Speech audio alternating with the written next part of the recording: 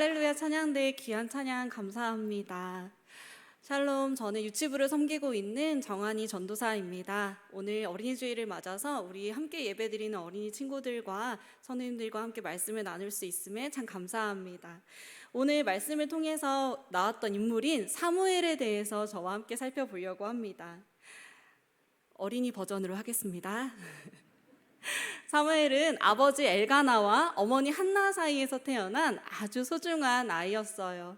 이 아이의 이름의 뜻은 하나님이 들으셨다라는 뜻입니다.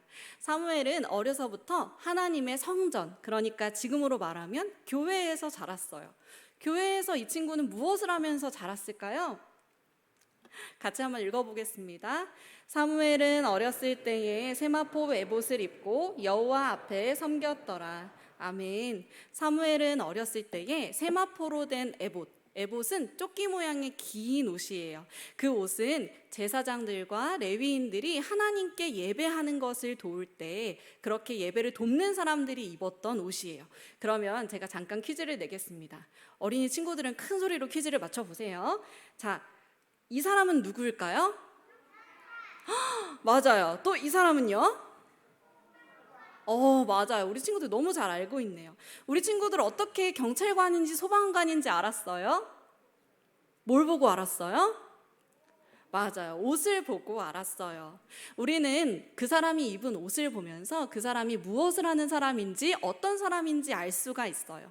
사무엘은 세마포로 된 에봇, 예배를 드리는 것을 돕는 사람들, 예배 드리는 자들이 입는 옷을 입었기 때문에 우리는 사무엘이 예배자고 예배를 돕는 사람이라는 걸 알 수 있어요. 우리는 이 시간 같이 모여있는 우리는 모두 다 같은 옷을 입고 있어요. 이렇게 주변을 보면 이상하다, 같은 옷 안 입었는데 라고 생각하는 친구들이 있을 텐데요. 이 말씀을 같이 한번 읽어보겠습니다. 너희가 다 믿음으로 말미암아 그리스도 예수 안에서 하나님의 아들과 세례를 받은 자는 그리스도로 옷 입었느니라. 아멘. 누구든지 예수님을 믿고 하나님의 자녀가 된 사람은 무엇으로 옷을 입었다고 했죠? 네, 예수 그리스도로 옷을 입은 사람들입니다. 그래서 여기 있는 우리 모두는 눈에 보이지는 않지만 예수님으로 옷 입은 사람들이에요. 아주 멋진 옷을 입고 있죠. 그래서 예수님으로 옷 입은 사람은 그 옷에 걸맞는 하나님께 예배하는 예배자로 살아야 합니다. 그러면 예배자로 산다는 건 어떤 것일까요? 우리가 함께 찬양한 것처럼 우리가 서 있는 곳 어디에서나 예배자로 살아야 하는데, 그러면 우리 친구들이 다니는 어린이집, 유치원, 학원, 학교에서도 이렇게 기도하고 찬양하고 말씀 들으면서 예배드리라는 말씀일까요? 물론 우리가 하나님 앞에 예배드리는 것은 이렇게 찬양하고 기도하고 말씀도 듣는 거지만, 우리가 서 있는 자리에서 예배한다는 것은 언제나 어디서나 하나님을 기쁘시게 하는 사람으로 사는 것을 의미합니다. 어느 날 사무엘이요, 성전에서 잠을 자고 있었어요. 그런데 갑자기 이런 말이 들리는 거예요. 사무엘아, 사무엘아, 부르는 소리가 들렸어요. 사무엘은 잠에서 깨서 내가 돕고 있는 엘리 제사장님이 나를 부르는구나 하고 엘리 제사장님에게 막 달려갔어요. 그리고 얘기했어요. 제사장님, 저 왔어요. 그런데 엘리 제사장이 자고 있다가 눈을 뜨고 얘기해요. 무슨 소리냐? 난 너를 부르지 않았다. 얼른 가서 잠을 자거라. 그래서 사무엘은 다시 자기 자리로 돌아가서 잠을 잤어요. 그런데 이런 일이 3번이나 있었어요. 3번째 이런 일이 있자 엘리 제사장은 뭔가 이상하다는 생각을 했어요. 그래서 사무엘을 향해서 이렇게 말했어요. 사무엘아, 만약에 또 누가 부르는 소리가 들리거든 하나님 말씀하세요. 주의 종이, 하나님의 종이 듣겠습니다 라고 얘기해라 라고 이야기했어요. 그 말을 듣고 사무엘은 다시 자리로 가서 잠을 자기 시작했어요. 그런데 진짜로 또 사무엘아, 사무엘아 하는 소리가 들리는 거예요. 사무엘은 자기가 배운 대로 하나님, 제가 여기 있어요. 하나님의 종이 듣겠습니다 라고 이야기를 했어요. 그러자 하나님께서는 앞으로 사무엘에게 하실 일들, 그리고 하나님께서 이루실 일들을 들려주시고, 그리고 그렇게 순종하는 사무엘을 기뻐하시며 하나님께서 이스라엘의 지도자로 세우셨어요. 사무엘은 하나님의 말씀을 들을 준비를 하고 하나님, 주의 종이 하나님의 종이 듣겠습니다 하고 말씀을 들을 준비를 했어요. 그리고 그 말씀대로 행동할 준비를 했어요.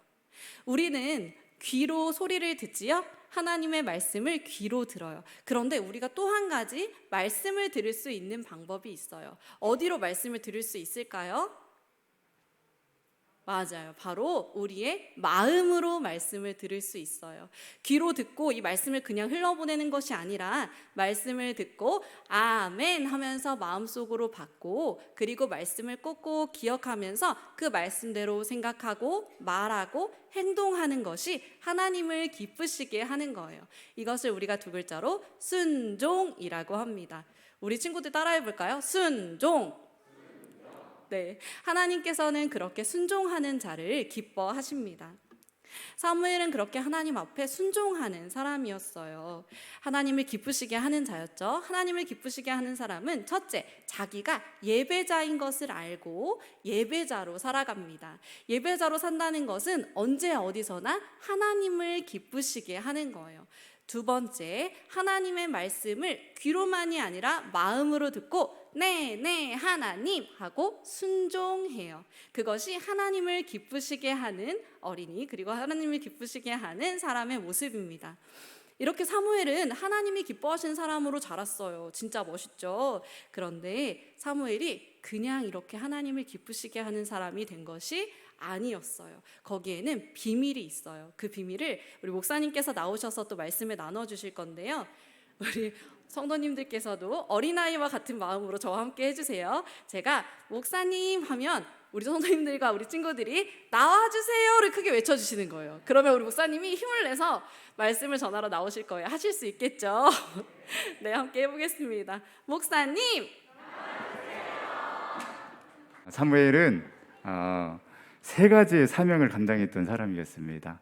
제사장이고 선지자고 또 이스라엘의 왕으로 사명을 감당하면서 하나님이 다스리시는, 하나님이 통치하시는 신권, 하나님이 다스리시는 신권 국가에서 왕이 다스리는 그 왕권 국가로, 왕정 정치로 가는 그 가도기에서 귀한 사명을 감당했던 사람이 바로 사무엘이었습니다.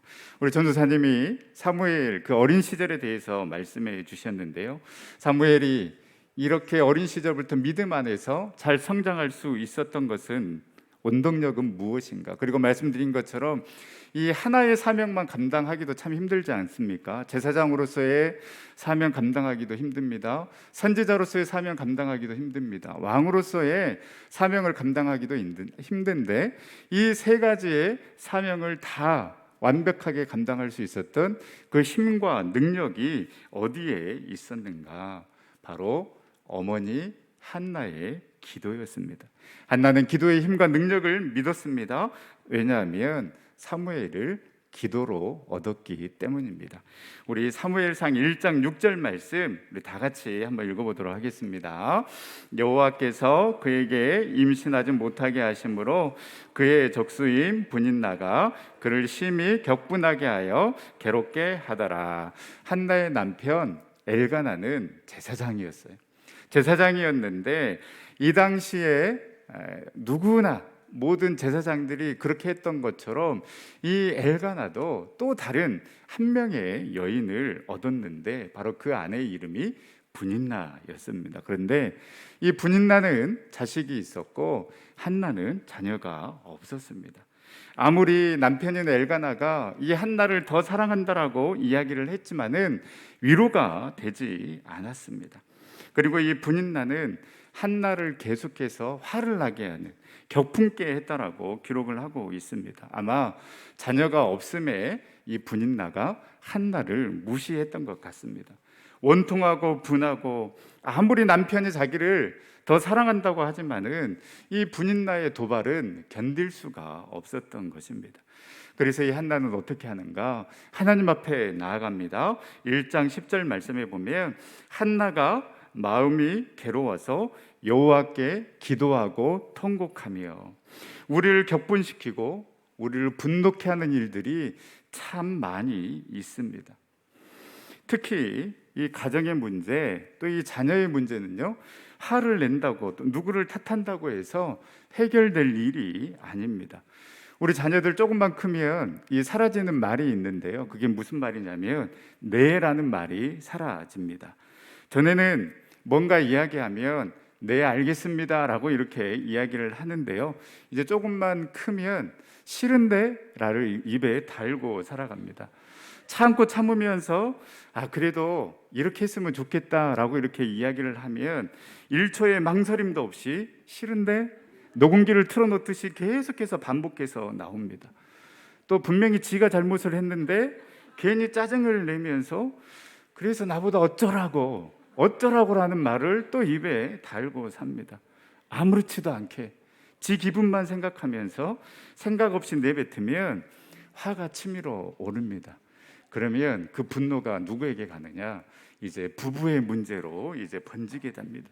당신은 집에 있으면서 말이야, 애들 관리를 어떻게 하냐고, 애들 교육을 어떻게 시키냐고 이렇게 이야기하면 또 아내는 화가 나서 애는 나 혼자 키우냐고, 당신도 제발 관심 좀 가지라고, 당신 아들 딸 아니냐고 라고 이렇게 싸우다가 이제 자녀와는 아무 상관없는 문제로 번지게 되는데요, 갑자기 아내가 비자금 이야기를 꺼냅니다. 그러면 남편도 가만히 있지 않고 뜬금없이 옷과 신발 이야기를 합니다.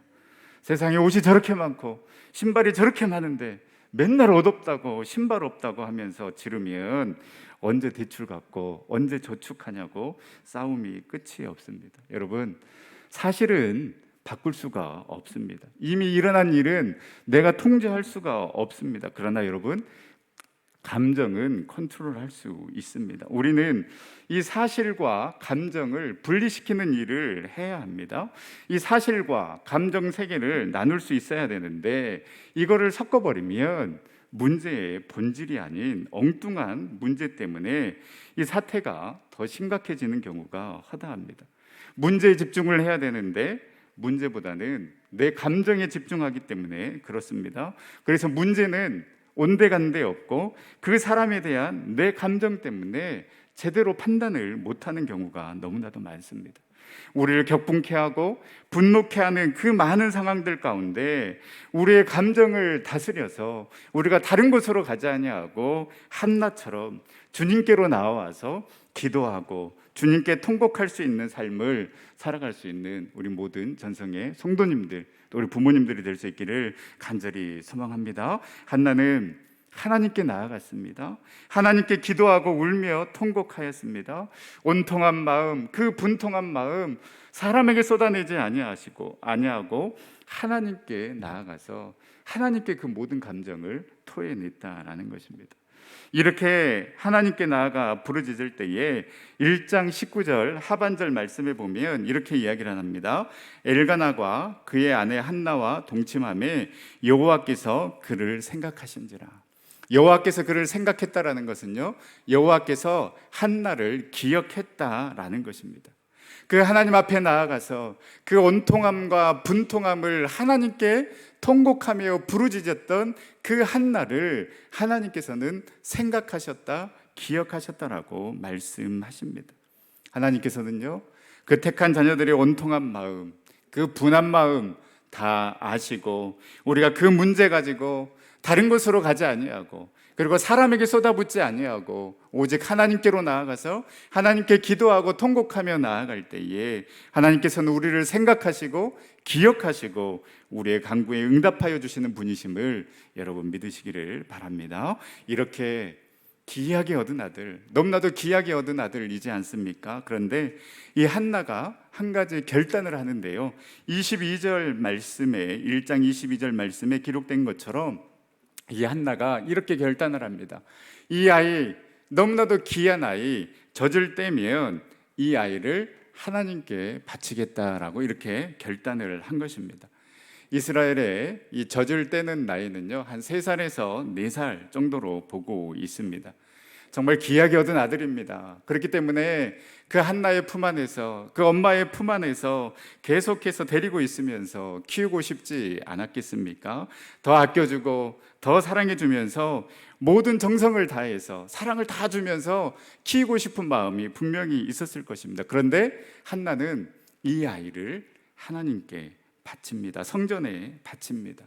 사실 이 성전에서 레위인들이 봉사할 수 있는 나이는 25세에서 50세까지입니다. 물론 한나가 하나님 나에게 자녀를 주면 이 자녀를 나신으로 바치겠습니다라고 소원을 했지만은요, 이 율법에서 정한 나이대로 25세에서 50세까지 성전에서 봉사할 수 있도록 그 나이에 하나님 앞에 성전으로 나아가게 해도, 그래서 그렇게 봉사하게 해도 아무런 문제가 없습니다. 그런데 한나는 이 사무엘이 젖을 떼자마자 그를 성소로 데리고 가서 하나님께 온전히 맡기는 결단을 하게 됩니다. 이 한나의 마음 가운데 있었던 그 확신은 무엇입니까? 하나님께서 이 자녀 나에게 주셨으니 하나님께서 책임져 주실 것이다라는 그 믿음과 결단이 그에게 있었습니다. 여러분, 우리가 착각하는 것이 바로 이것입니다. 내가 더 잘 키울 것이라고 생각합니다. 내 자녀는 내가 더 잘한다라고 생각합니다. 그래서 부모인 내가 플랜을 다 짜놓습니다. 그리고 너는 내가 짜놓은 플랜대로 움직이기만 하면 너는 성공할 수 있다라고 그렇게 이야기합니다. 잘 따라오라고만 말을 합니다. 이 권사님 한 분이 이 아들을 이제 목사를 만들기 위해서 이 새벽마다 기도를 하는데요, 이 아들은 이 권사님이 생각할 때에 너무 여유가 있는 것 같았다라는 것입니다. 빨리 신학교에 가서 또 신대원 졸업하고 목사 안수 받아서 이 목사가 되어야 되는데 이 선교 단체에 가서 사역을 하고 있고 하니까, 그래서 이 권사님이 새벽마다 하나님, 우리 아들 딴짓하지 아니하고 빨리 신학 공부해서 목사 되게 해달라고 이렇게 계속해서 새벽마다 기도했는데요, 어느 한날 이런 음성이 들려오더랍니다. 야, 너만 네 아들 잘하는 거 아니다. 나도 네 아들 너보다 더 잘한다. 너만 계획이 있는 것이 아니라 나도 너의 사랑하는 아들을 위한 다 계획이 있다라는 그 음성, 그리고 조급해하지 말아라 라는 이 음성을 듣고요, 온전히 내려놓았다라는 이야기를 들었는데요, 이 아들이 오늘 설교하신 정한이 전도사님의 남편입니다. 지금 신대원 다니면서 아주 사역도 잘하고 있고 잘 준비하고 계십니다. 여러분, 우리가 잘한다라는 착각, 내가 잘할 수 있다라는 그 교만 버리고 하나님의 도우심과 그 하나님의 인도하심을 구하는, 그래서 온전히 하나님께 맡길 수 있는 그러한 믿음의 부모인 우리가 먼저 될 수 있기를 간절히 소망합니다. 여러분 넷플릭스에 보면은요, 그 많은 드라마가 있는데 이 소년 심판이라는 그러한 드라마가 있습니다. 우리 혹시 본 친구들 있어요? 예, 여러분들 보면 안 돼요. 여러분들 나이가 볼 나이가 아직 아닌 것 같은데, 예, 그러나 우리 부모님들은 기회가 되시면 한번 꼭 보시기를 바랍니다. 이 청소년들의 범죄, 과연 그들의 문제인가, 부모의 책임은 또 국가의 책임은 없는가, 이렇게, 그리고 어떻게 이 아이들을 다뤄야 되는지에 대한 이 고민을 하게 하는 드라마인데요, 많은 에피소드들이 있는데 그 중에 한 에피소드를 소개하도록 하겠습니다. 이 잘 나가는 이 청소년 상담 강사가 있는데, 이 지방에서 이 청소년 보호센터를 짓고 법원에서 이 보호 조치를 받는 이 청소년들, 특히 이제 소녀들을 돌보는 일을 합니다. 참 귀한 일이지 않습니까? 내 몸에서 난 자녀들도 힘든데 이 법원에서 판결을 받아서 온 소녀들과 함께 함께 생활을 한다는 것 얼마나 힘들겠습니까? 이 센터장의 딸도 엄마를 도와서 이 센터를 운영하는데요, 이 아이들에게 주는 사랑만큼 이 학생들이, 이 소녀들이 변하지 않습니다. 그리고 자신들이 받고 있는 이 사랑이 얼마나 귀한지도 모릅니다. 도저히 이 꼴을 보기가 싫어서 이 딸이 엄마가 운영하는 그 센터를 아이 학대, 후원금 비리 문제로 내부 고발을 하게 됩니다.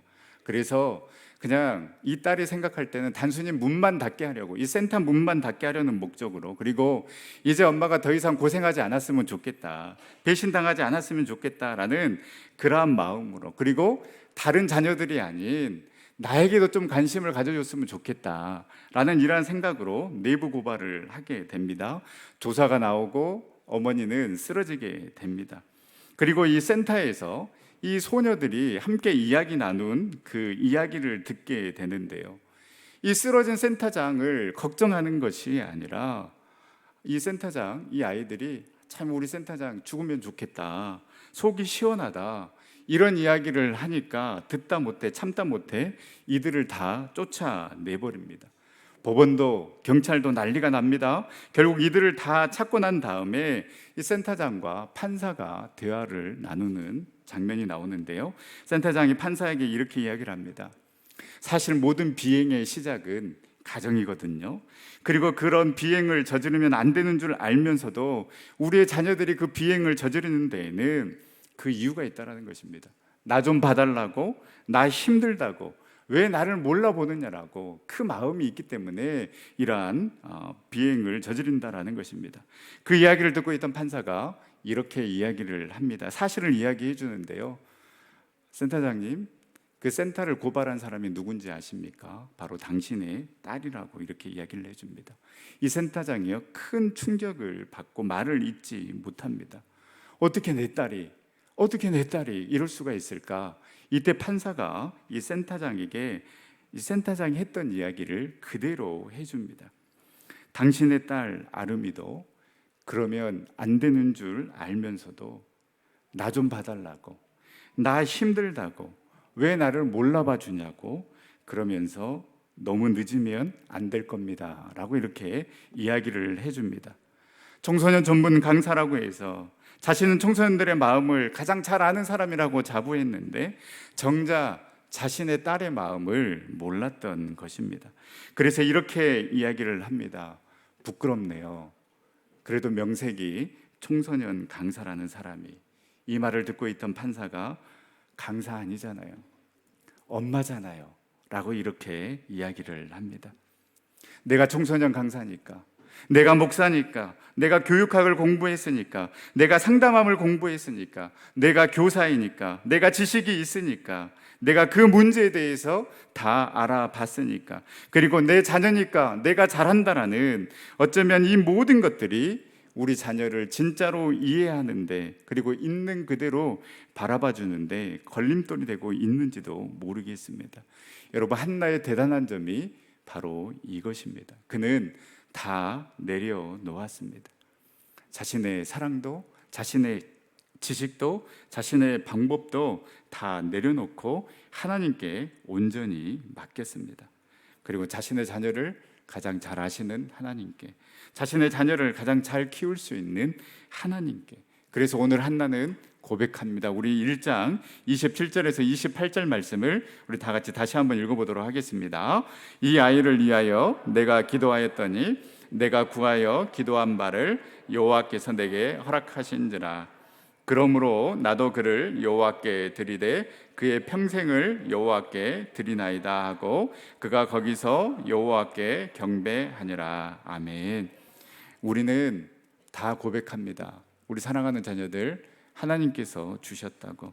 그런데요, 우리는 그 아이 하나님께로 데려가지 않습니다. 예배의 자리로 데려가지 않습니다.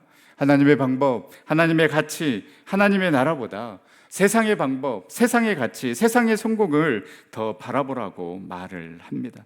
하나님의 마음으로 함께 가는 그러한 세상보다는 더 빨리, 더 높이, 더 먼저 고지에 오르라고 오히려 우리가 우리의 자녀들을 강권하지 않습니까?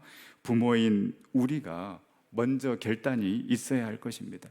한나의 결단이 있었기 때문에 사무엘 또한 좌로나 우로나 흔들리지 아니하는 그러한 늘 하나님의 편에 서는 그런 믿음의 사람이 될 수 있었습니다. 한나가 기도하는 어머니였기 때문에 사무엘 또한 기도하는 자로서 하나님의 음성을 들을 수 있었습니다. 한나가 온전히 그 자녀 하나님께 드리는 삶을 살았기 때문에 사무엘 또한 그의 평생을 하나님께 드리는 그러한 삶을 살아갈 수 있었습니다. 한나가 먼저 하나님을 경배하는 자였기 때문에 사무엘 또한 여호와를 경배하는 자의 삶을 살아갈 수 있었습니다. 사무엘상 2장 21절 말씀, 여호와께서 한나를 돌보시사 그로 하여금 임신하여 세 아들과 두 딸을 낳게 하셨고 아이 사무엘은 여호와 앞에서 자라니라. 사무엘상 2장 26절 아이 사무엘이 점점 자라매 여호와 사람들에게 은총을 더욱 받더라. 사무엘 3장 19절 사무엘이 자라매 여호와께서 그와 함께 계셔서 그의 말이 하나도 땅에 떨어지지 않게 하시니. 사랑하는 우리 전성교회 성도 여러분, 정말 우리가 우리 자녀들을 사랑한다라면 먼저 우리가 기도하는 부모가 되고, 우리가 먼저 하나님을 위해 결단하는 자가 되고, 먼저 우리가 온전히 하나님을 예배하는 자가 되어서 우리의 자녀들 세상의 가치와 세상의 문화 속에서 자라나는 것이 아니라 온전히 여호와 앞에서 자라나고 여호와께서 함께해 주심으로 여호와께서 책임져 주시고 여호와께서 인도하여 주시는 그러한 축복을 누리는 우리 귀한 자녀들이 다 될 수 있기를 간절히 소망합니다.